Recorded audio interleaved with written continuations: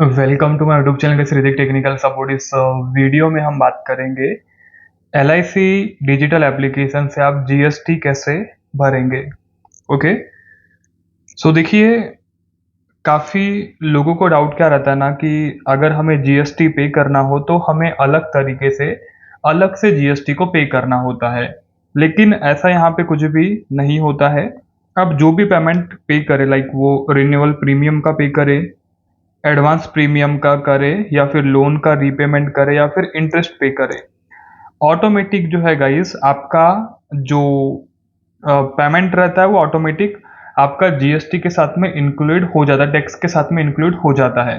तो अलग से आपको यहाँ पे GST भरने की ज़रूरत नहीं है।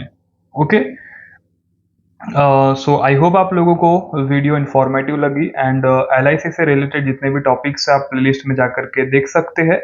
सो मिलते हैं नेक्स्ट वीडियो में।